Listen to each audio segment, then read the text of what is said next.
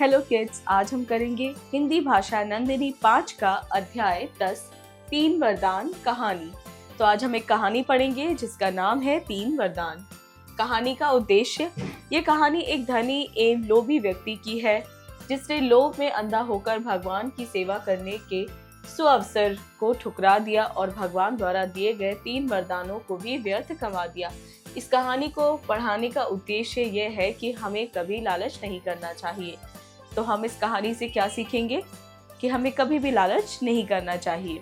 उसी नगर में एक सेठ रहता था। उसी नगर में एक गरीब किसान भी रहता था।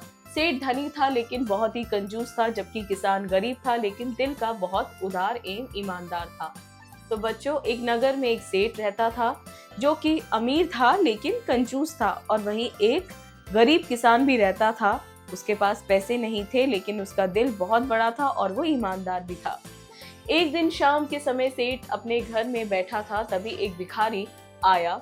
वह भूखा और थका हुआ था। उसे देखते ही सेठ समझ गया कि ये कुछ मांगने आया है।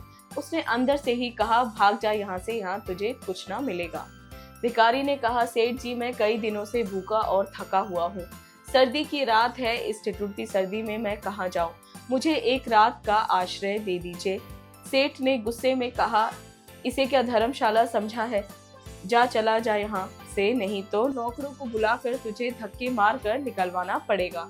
तो बच्चों, फिर एक दिन शाम के समय सेठ के घर पे एक भिखारी आया और उसने सेठ से आश्रय मांगा। उसने कहा कि मैं बहुत दिनों से भूखा हूँ और ठंड की भी रात है, मुझे कुछ खाने के लिए दे दीजिए और मुझे कहीं कुछ सोने के लिए मिल सकता है तो प्लीज सुला दीजिए। लेकिन सेठ क्या था, सेठ ने बिल्कुल ही मना कर दिया। उसे पता था ये कुछ मांगने वाला है, तो उसने दूर से ही कह दिया कि यहाँ से चला जा, यहाँ से भाग जा, मेरे पास तेरे लिए कुछ भी नहीं है। भिखारी उदास हो गया और पास में ही गरीब किसान के घर चला गया। किसान ने हर्षपूर्वक भिखारी का स्वागत किया और अपने यहाँ आश्रय दिया और बड़े प्रेम से उसे भोजन कराया। उसने एक खाट पर गुदड़ी बिछा दी जिस पर भिखारी शांतिपूर्वक सो गया। तो बच्चों, उसके बाद भिखारी बहुत ही ज्यादा उदास हो गया और वो पास में ही गरीब किसान के घर चला गया। और किसान ने क्या किया, किसान ने हर्षपूर्वक उसका स्वागत किया, उसको भोजन कराया और फिर एक खाट पर गुदड़ी बिछा दी ताकि उसमें वो भिखारी सो सके। सुबह होते ही भिखारी ने जाते समय अपना दिव्य रूप धारण किया और किसान से बोला, मैं तो भिखारी बनकर तेरी परीक्षा लेने आया था।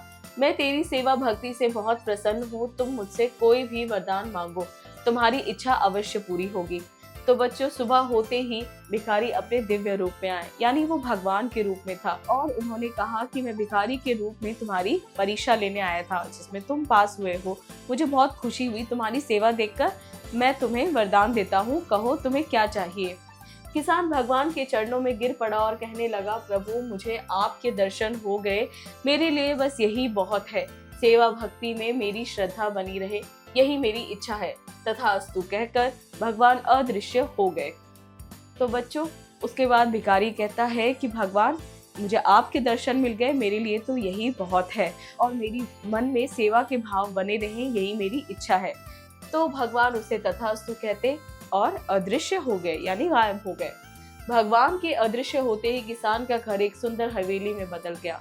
किसान की हवेली देखकर सेठ को बड़ी ईर्ष्या हुई। किसान के इस परिवर्तन का कारण जानने के बाद सेठ को बहुत पश्चाताप हुआ और वह तुरंत उस भिखारी की खोज में निकल पड़ा। थोड़ी दूर जाने के बाद सेठ को एक पेड़ के नीचे वह भिखारी दिखाई दिया। सेठ दौड़कर उसके चरणों में गिरकर अपने किए पर पछताते हुए शर्मिंदा होकर गिड़गिड़ाने लगा। हे भगवान, मुझसे बहुत बड़ा पाप हो गया है, मुझे क्षमा करें, मैं आपको पहचान न सका।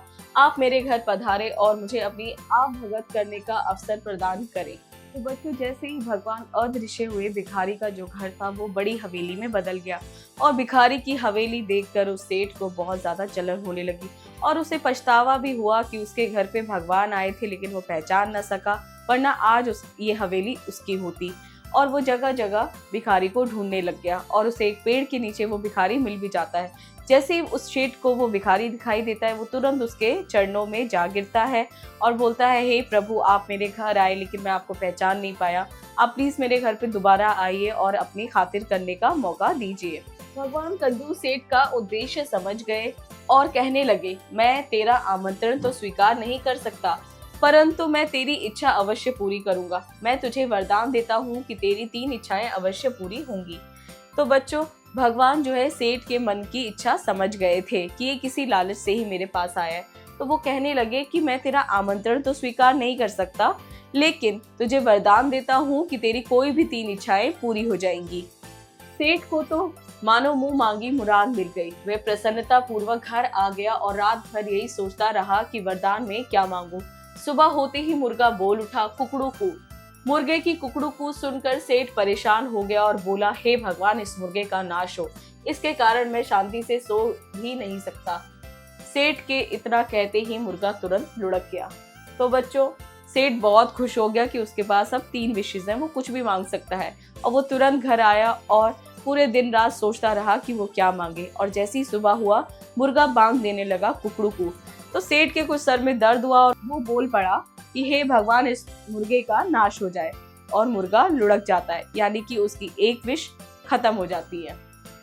उसकी आवाज बंद हो गई। सेठ ने देखा और तुरंत ही समझ गया कि उसकी पहली इच्छा पूरी हो गई। पहला वरदान तो बेकार हो गया, अब आगे सावधानी रखनी पड़ेगी। सेठ नहा धोकर बगीचे में गया और एक बेंच पर बैठकर सोचने लगा कि अपने बचे 2 वरदानों में क्या मांगा जाए। उसके बाद बच्चों, सेठ नहा धोकर बगीचे में चला गया और एक बेंच में बैठ गया और सोचने लगा कि 2 वरदान बाकी हैं, आखिरकार मैं क्या मांगू। उसी समय सेठ के घर में मेहमान आ गए। नौकर सेठ को बुलाने आया। सेठ ने क्रोधित होकर कहा, चला जा यहाँ से, अभी मैं गहन विचार में डूबा हूँ। अभी मेरी इच्छा बेंच पर चिपके रहने की है, मुझे कोई ना बुलाए।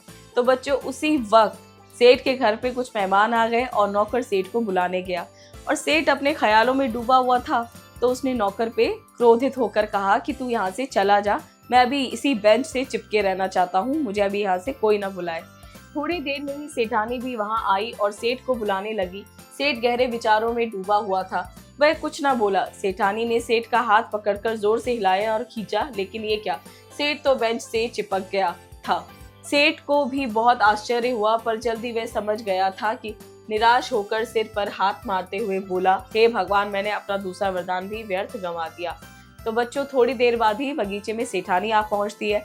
वो भी सेठ को बुलाने लगती है और उसका हाथ पकड़कर खींचने लगती है, लेकिन वो देखती है कि सेठ तो हिल ही नहीं रहे, वो बेंच से चिपके हुए हैं। जैसे ही सेठ को इस बात का एहसास होता है, वो अपना माथा पकड़ लेता है और कहता है, भगवान, मेरी तो दूसरी इच्छा भी व्यर्थ हो गई। वरदान, कैसा वरदान? सेठानी ने आश्चर्य से पूछा। सेठ ने सेठानी को पूरी बात बताई। सेठ की बात सुनकर सेठानी ने सेठ को उल्हाना देते हुए कहा, ये सब तुम्हारे लोभ का परिणाम है। अब शोक करने से कोई फायदा नहीं है। अब तो बस एक ही उपाय है कि तुम भगवान से तीसरा वरदान मांग कर बेंच से अलग हो जाओ। तो बच्चों, उसके बाद सेठ सेठानी को सारी बातें बताता है और फिर सेठानी कहती है, ये सब तुम्हारे लालच का ही नतीजा है, और उसे आइडिया देती है कि अब तुम भगवान से सिर्फ इतना ही मांगो कि तुम इस बेंच से अलग हो जाओ। तो उसके बाद ये बात सेठ को भी सही लगती है। सेठ को सेठानी की बात उचित लगी। वह भगवान से प्रार्थना करते हुए बोला, हे प्रभु, आप तो बहुत दयालु हैं, मुझे इस बेंच से मुक्त कर दीजिए। ऐसा ही हुआ। सेठ बेंच से छूट गया और सेठानी के साथ खुशी खुशी अपने घर आ गया। तो बच्चों, जैसे ही वो वरदान मांगता है कि वो इस बेंच से अलग हो जाए भगवान, तो वैसे ही सेठ बेंच से अलग हो जाता है और वो और सेठानी खुशी खुशी घर चले जाते हैं। वर्णीय शब्दावली: धनी, जिसके पास बहुत धन हो। वेल्दी, कंजूस, जो अपने पैसों को खर्च ना करता हो। मिसर, आश्रय, सहारा, शेल्टर, अदृश्य, जो दिखाई न दे, इनविजिबल। ईर्ष्या, जलन, जेलिस, परिवर्तन, बदलाव, चेंज। आवभगत, सेवा सत्कार, वेलकम। उद्देश्य, मतलब, पर्पस, आमंत्रण, बुलावा, इनविटेशन। मुराद, इच्छा, डिजायर। क्रोधित होना, गुस्सा होना, एंग्री। व्यर्थ, बेकार, यूजलेस। लोभ, लालच, ग्रीड। परिणाम, फल, रिजल्ट, संपत्ति, धन, मनी। अब करने की बारी मौखिक, यानी आप बोलकर उत्तर देंगे। इन प्रश्नों के मौखिक उत्तर दीजिए। 1. सेठ कैसा व्यक्ति था? सेठ लालची और कंजूस व्यक्ति था। 2. गरीब किसान कैसा व्यक्ति था? गरीब किसान ईमानदार व्यक्ति था। लिखित क, सही विकल्प पर सही लगाइए। 1. एक दिन शाम के समय सेठ के घर कौन आया? अ भिखारी, ब राजा, स मुसाफिर। अ भिखारी। 2 सेठ के भगाने पर भिखारी किसके घर में ठहरा? अ राजा के, ब गरीब व्यक्ति के, स सड़क पर। ब गरीब व्यक्ति के। 3 वास्तव में भिखारी कौन था? अ भगवान, ब डाकू, स ठग। अ भगवान। 4 भगवान ने सेठ को कितनी इच्छाएं पूरी करने का वरदान दिया? अ 4, ब 3, स 2। ब 3। 5 सेठ नहा धोकर बगीचे में गया और डैश पर बैठकर विचार करने लगा। अ बेंच पर, ब घास पर, स घोड़े पर। अ बेंच पर। ख रिक्त स्थान की पूर्ति कीजिए। एक सेठ धनी था लेकिन बहुत ही डैश था, कंजूस।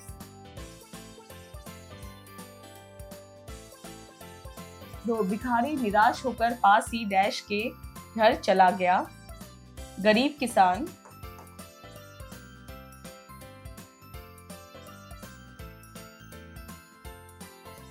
3 सुबह होते ही डैश ने अपना दिव्य रूप धारण किया, भिखारी।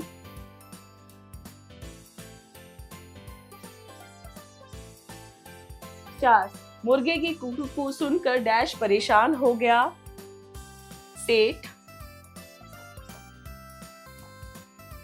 5 थोड़ी देर में डैश वहां आई और डैश को बुलाने लगी, सेठानी।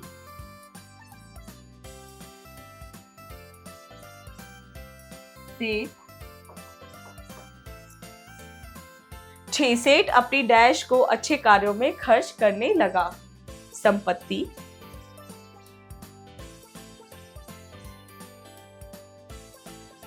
ग किसने कहा?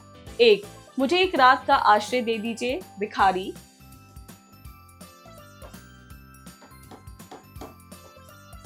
2 मैं तो भिखारी बनकर तेरी परीक्षा लेने आया था, किसने कहा?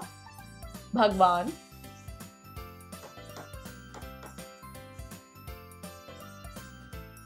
3 प्रभु मुझे आपके दर्शन हो गए, यही मेरे लिए बहुत है, किसने कहा? गरीब किसान ने।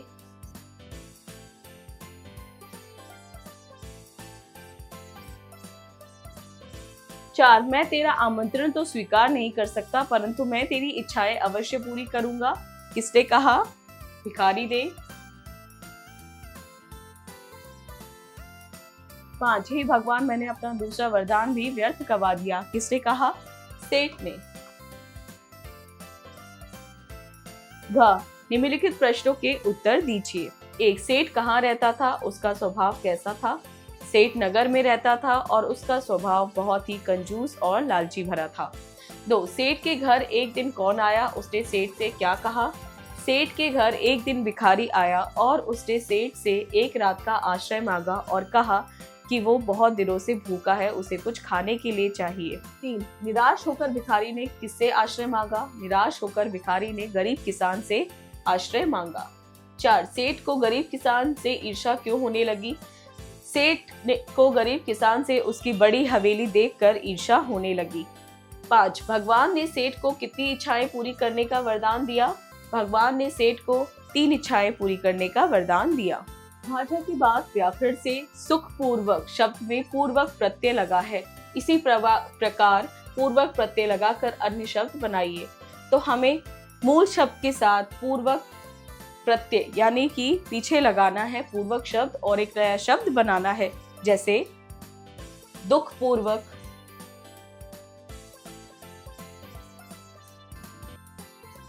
अर्थ पूर्वक,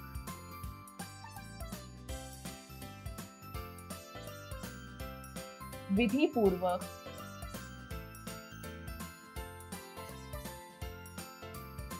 भक्ति पूर्वक,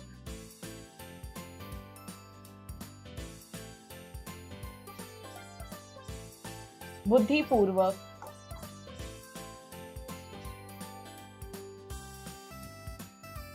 मति पूर्वक।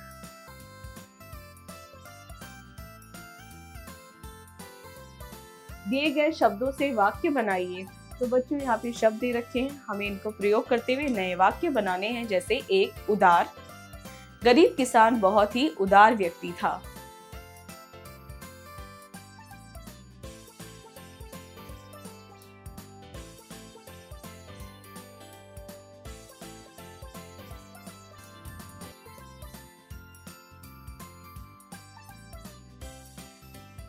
तो किड्स इसी तरह आप बाकी के 3 शब्दों को भी वाक्यों में प्रयोग करेंगे और वाक्य बनाएंगे। दिए गए वाक्यों को निर्देशानुसार बदलिए। ए, सेठ के घर एक मुसाफिर आया। तो हमें क्या करना है, इस शब्द को हमें यहाँ पे निर्देश दे रखा है वर्तमान काल, यानी इसे वर्तमान काल में बदलना है और ये है इस वक्त भूतकाल में। तो इसका वर्तमान काल होगा सेठ के घर एक मुसाफिर आया है।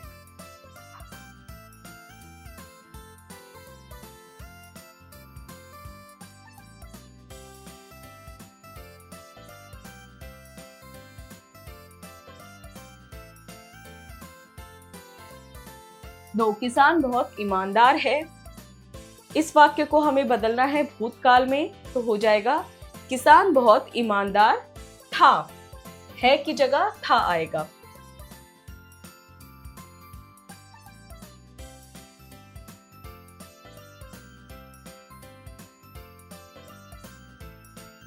सेठ भोजन करता है, ये हमें बदलना है भविष्यत काल में, तो इसका होगा सेठ भोजन करेगा।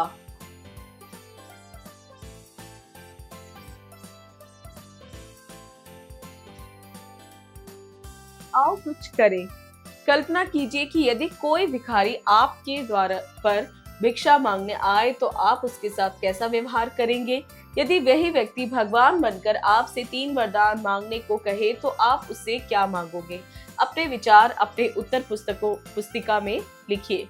तो बच्चों, आपको इमेजिन करना है कि अगर आपके घर में कोई भिखारी भीख मांगने आता है तो आप उसके साथ क्या व्यवहार करेंगे, और अगर वही भगवान का रूप लेके आपसे आपकी 3 इच्छाएं पूछे तो आप क्या वरदान मांगेंगे, आपकी क्या विशेष होंगी। आप इस पे विचार करेंगे और अपने आंसर को अपनी पुस्तिका में लिखेंगे। इसी के साथ बच्चों, आपका ये पार्ट हुआ पूरा। मिलते हैं अगली क्लास में।